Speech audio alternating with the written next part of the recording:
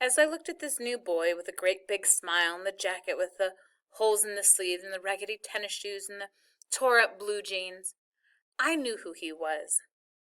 Maybe he didn't live a million years ago, and maybe he didn't have a beard and long hair, and maybe he wasn't born under a star, but I knew anyway. I knew God had finally sent me some help. I knew God had finally sent me my personal savior. As soon as the boy thanked the driver in that real polite, real country way, I jerked around in my seat to see what the other kids were going to do to him.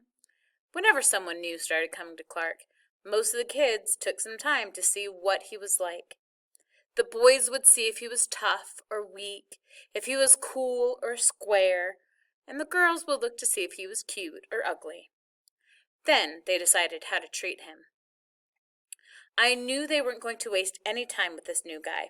It was going to be real easy and real quick with him. He was like nobody we'd ever seen before. He was raggedy, he was country, he was skinny, and he was smiling at everybody a mile a minute. The boy with him had to be his little brother. He looked like a shrunk-up version of the big one. Everyone had stopped what they were doing and were real quiet. Some were standing up to get a better look. The older one got an even bigger smile on his face and waved real hard at everybody. The little shrunk-up version of him smiled and did the same thing. Then they said, "Hiya, y'all!" And I knew that here was someone who was going to be easier for the kids to make fun of than me. Most of the kids were just staring. Then Larry Dunn said, "Lord, today look at that nappy-headed down-home country cornflake the cat done drugged up from Mississippi, y'all." About 1,000,000 fingers pointed at the new kids, and 1,000,000 laughs almost knocked them over. Larry Dunn threw an apple core from the back of the bus, and the new kid got his hand up just in time to block it from hitting him in the face. Little bits of apple exploded all over the kid, his brother, and me. The other kids went wild laughing and saying to each other, "Hiya, y'all!"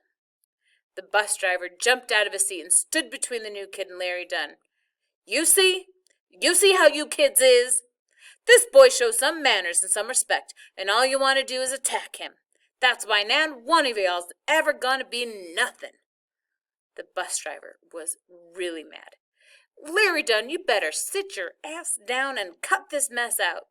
I know you don't want to start panning on folks, do you? Not with what I know about your mama." Someone said, "Ooh," and Larry sat down. The bus was real quiet. We'd never seen the driver get this mad before.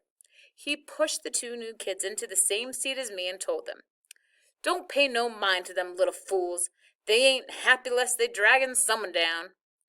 Then he had to add, "Y'all just sit next to Poindexter here. He don't bother no one." I sat there and looked at them sideways. I didn't say anything to them, and they didn't say anything to me. But I was kind of surprised that God would send a savior to me in such raggedy clothes.